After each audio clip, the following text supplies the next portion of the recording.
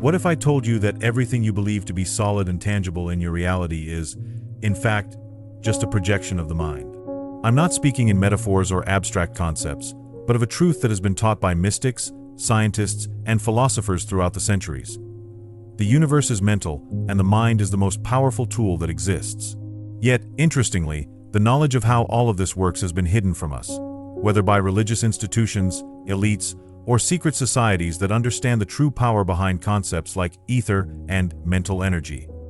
Why is it that so many ancient traditions speak of the ether as the substance that connects everything? And why does modern science insist on concealing this idea, replacing it with complex concepts like dark matter or dark energy?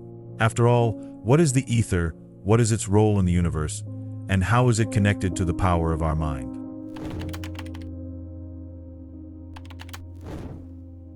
Since the earliest civilizations, the ether has been described as the primordial substance that connects all things in the universe.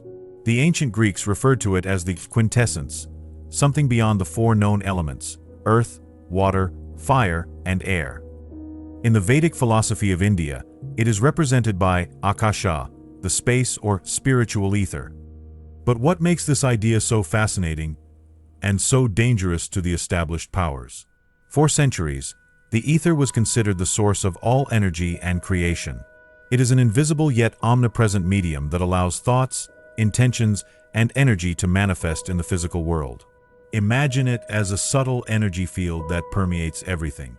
Have you ever noticed how certain people seem to attract good or bad situations to themselves solely through their thoughts? This is the nature of the ether. It responds to what we project. But why has modern science rejected the ether? In 1887, the famous Michelson-Morley experiment attempted to detect the ether as a physical medium through which light would travel, but it failed to prove its existence. This result led to the abandonment of the concept, with Albert Einstein introducing the theory of relativity, which eliminated the need for ether to explain the motion of light. However, was this purely a scientific decision? Many believe there was a deliberate effort to remove the ether as a concept precisely because it holds spiritual and practical implications that could empower individuals. If the ether exists as the ancients believed, it means that all human beings have access to unlimited energy. Wouldn't this be the foundation for what we now call zero-point energy? Nikola Tesla, one of the greatest geniuses in history, frequently spoke of an infinite source of energy available to everyone. He even developed technologies that could access this energy, but his projects were rejected or suppressed. Why? Have you ever wondered what would happen to industries that profit from fossil fuels if humanity had access to free and unlimited energy? Beyond science, religions also have a complicated relationship with the concept of ether. Many ancient spiritual traditions, such as Hermeticism and Taoism, claimed that the ether was the divine field where the human mind could interact with the divine. But the idea that each person can directly access the creative power of the universe challenges many religious structures, which often position themselves as intermediaries between humans and the divine. Could it be that religious institutions oppose the concept of ether to maintain control over spirituality? When we look at modern science, the irony is clear. Although the ether has been officially abandoned, the concepts of dark matter and dark energy are strikingly similar to what the ether represented to the ancients. Scientists claim that 85% of the universe is composed of matter and energy that cannot be directly detected but are necessary to explain the gravitational behavior of the cosmos. Why, then, not call it ether? Could modern science be renaming the concept to keep it distant from the general public? This rebranding of the ether as something purely scientific also severs the connection between it and the human mind. Recent studies in quantum physics show that the observer, that is, consciousness, can affect reality. This is evident in experiments like the double-slit experiment, where particles of light behave differently depending on how they are observed. Isn't this evidence that the human mind interacts with something beyond the physical plane? Another crucial point is how the ether relates to spiritual practices. Ancient cultures believed that the ether could be accessed through meditation, prayer, or rituals, allowing the intentions of the mind to become reality. Practices such as creative visualization, which has been popularized in modern times, are simplified versions of this principle. When you imagine something in detail, with emotion and intention, you are, in a way, projecting your will into the ether. But the ether is not neutral. It amplifies what you project. Here lies the great dividing line between good and evil. The ether can be used to create harmony and spiritual elevation, or for manipulation and destruction. This explains why secret societies like the Illuminati and Freemasons invested so much in elaborate rituals. These rituals, often misunderstood by outsiders, serve to align the minds of participants toward a single goal, using the ether to achieve their aims. However, the ether also reveals an uncomfortable truth. We are responsible for the reality we create. If your life is in chaos, it reflects your own consciousness and what you have projected into the energetic field around you. This idea may seem unsettling, but it is also liberating. It means we have the power to change our reality simply by changing our mindset. But how can we consciously access this power? And how can we avoid falling into traps of manipulation, whether from external institutions or our own negative thoughts? The human mind has always been described as a bridge between the physical and the spiritual. Great thinkers like Neville Goddard and Hermes Trismegistus have claimed that the world we experience is a direct projection of our consciousness. But what does this truly mean? And why do so many spiritual traditions insist that everything is mind? Imagine for a moment that the universe is like a mirror. It reflects back exactly what you project onto it. When you think of something with great emotional intensity, whether positive or negative, the ether responds by shaping your reality to manifest what your mind has conceived. This might sound simple, but there is immense complexity in this interaction. How can you be sure you're projecting what you truly desire and not what you fear? Here's the secret: the conscious mind is only the tip of the iceberg. What truly interacts with the ether is the subconscious. Have you ever noticed how, even when you desire something deeply, your fears or limiting beliefs can sabotage your efforts? This happens because the subconscious is continually sending messages to the ether, and these messages are more powerful than any momentary wish. Neville Goddard used to say that the feeling of the wish fulfilled was the key to manifesting your dreams. But how does this work in practice? He taught that by entering a state of deep relaxation, what he called the state akin to sleep, you could reprogram your subconscious to accept a new state of being. For example, if you desire prosperity, it's not enough to wish for money. You must feel as though you are already prosperous, as though abundance is a part of your being. In this state, your conscious mind stops interfering, and the subconscious can align with the ether to manifest what you desire. Modern science also provides insights into this dynamic. Quantum physics demonstrates that the observer has a direct impact on the behavior of subatomic particles. This means that, at a fundamental level, consciousness shapes physical reality. If particles can be influenced by the simple act of observation, what does this imply for our daily thoughts and emotions? At the same time, while the power of the mind is liberating, it is also dangerous. Have you noticed how negative thoughts can turn into self-destructive cycles? This happens because the ether makes no moral judgments about what you project onto it. It simply amplifies. If your mind is dominated by fear, anger, or guilt, you inadvertently create more situations that reflect those emotions. How can you break this cycle? One ancient practice, found in many spiritual traditions, is the use of affirmations. Positive affirmations are intentional statements that reprogram the subconscious. But they are not just words repeated mechanically. To be effective, they must be charged with emotion. When you say, "I am abundant," with faith and feeling, you are planting a seed in the ether that can grow and manifest. However, if you repeat the same phrase with doubt or sarcasm, you sabotage the process. And what about the elaborate rituals performed by secret societies? At their core, these are methods of aligning the collective mind of a group toward a common goal. Such rituals often use symbolism, repetition, and sensory stimulation to place participants in a trance-like state, where the subconscious becomes more receptive. The purpose? To manipulate reality on a large scale. It's no wonder that many people attribute disproportionate power over the world to these societies. But what happens when we use this same principle for the collective good? What if, instead of manipulating, we choose to co-create? Collective meditation, for instance, has shown impressive results. Studies conducted in the 1990s, such as the famous Global Peace Experiment, demonstrated that groups of people meditating together were able to reduce violence rates in major cities. This proves that when many minds align toward a harmonious goal, the impact on the ether is amplified. On an individual level, however, the journey to mastering the mind is challenging. Most of us live on autopilot, allowing random thoughts to govern our lives. What would your reality look like if you consciously took control of your mind? This requires discipline, practice, and, above all, self-awareness. And what about those who prefer shortcuts, such as using psychedelic substances? Many argue that these substances expand consciousness and facilitate access to other dimensions or states of perception.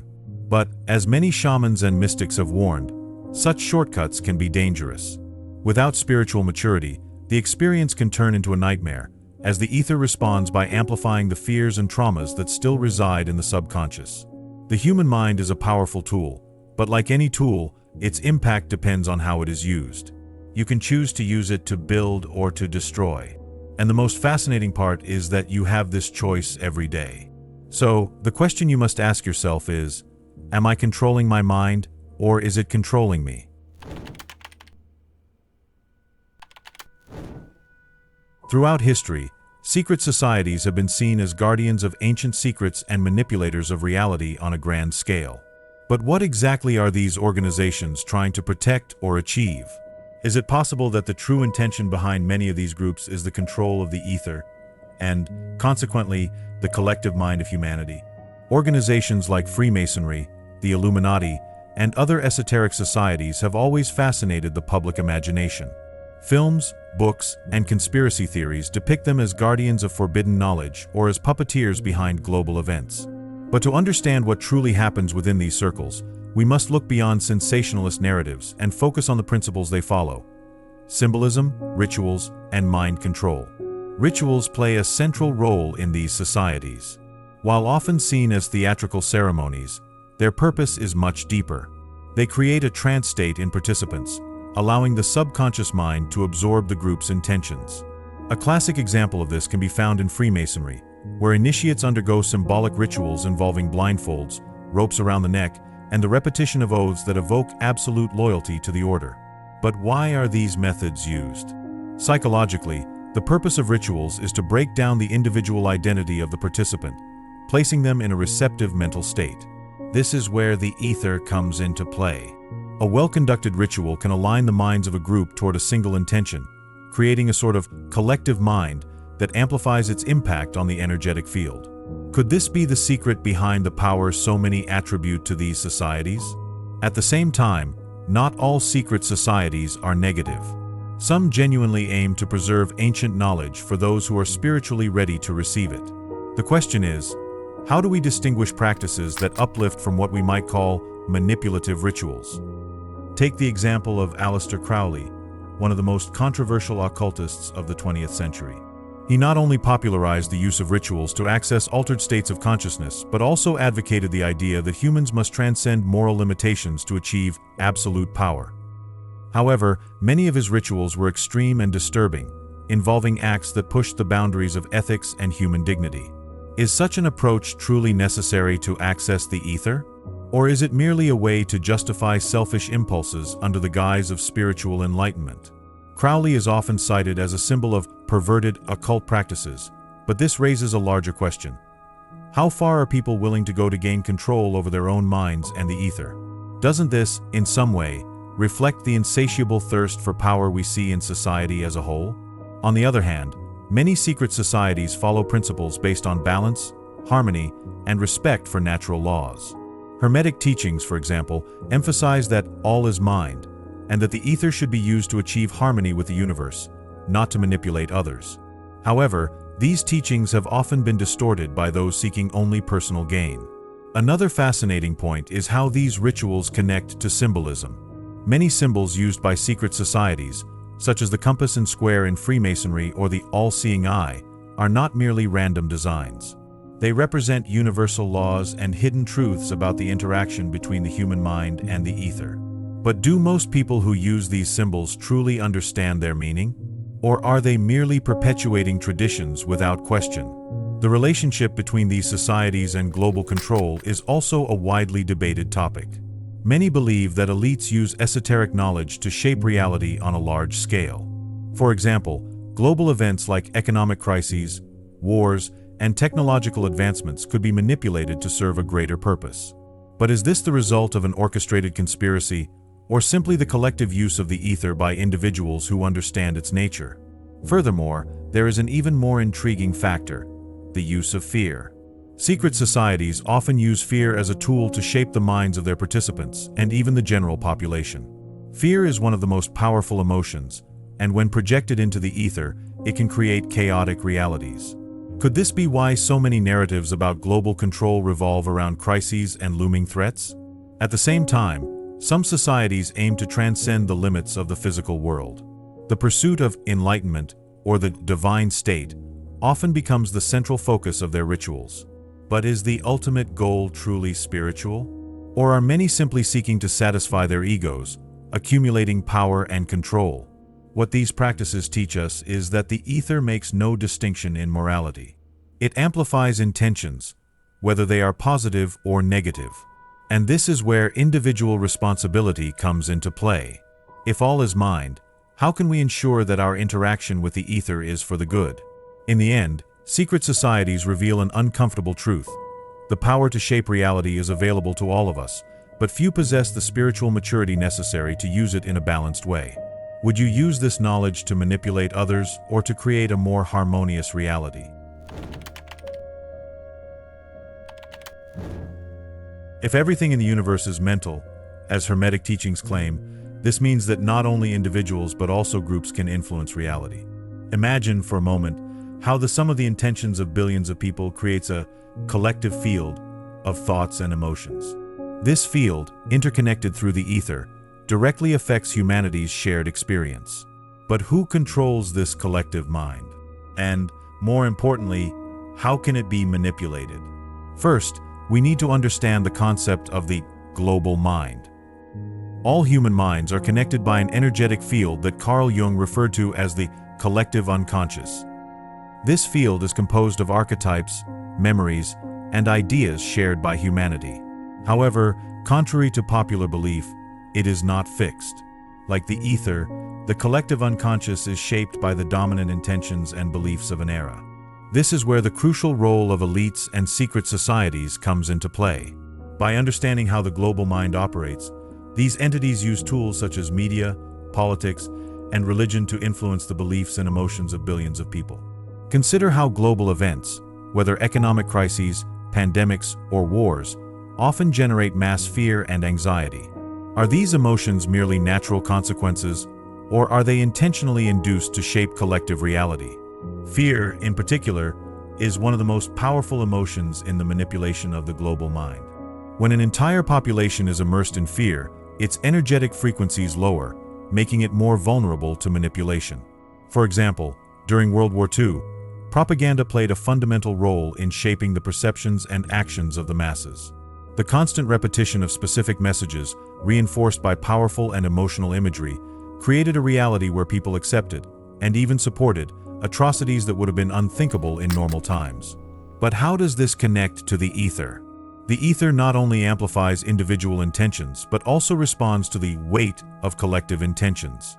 When billions of people believe in something or feel something intensely, this collective feeling creates a profound impact on the planet's energetic field.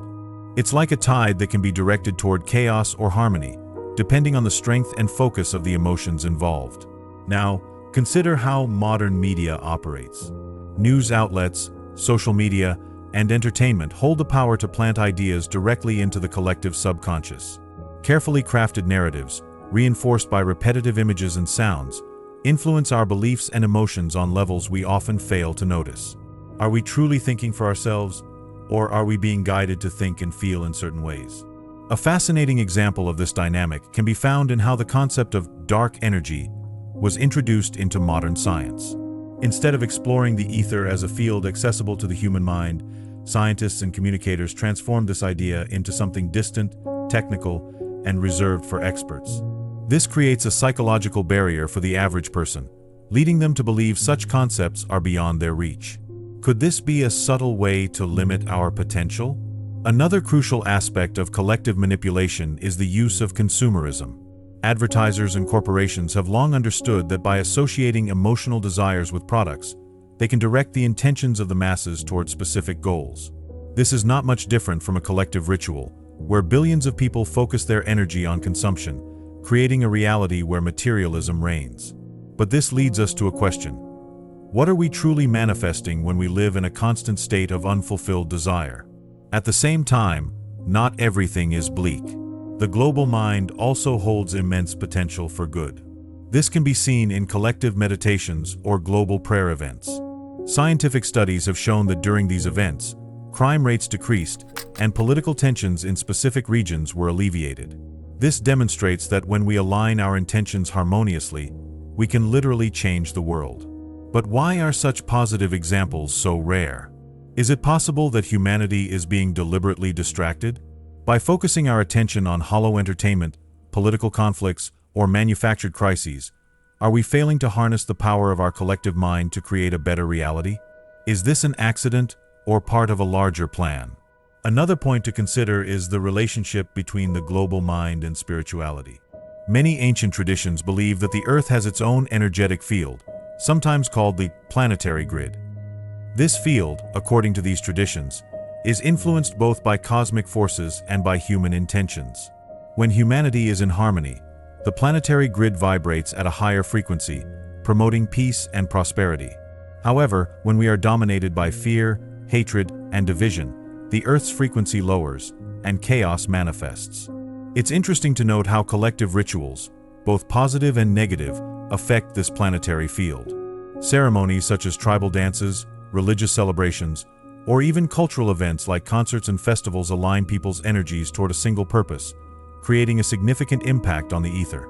Again, though, the intention behind these actions determines whether the impact will be constructive or destructive.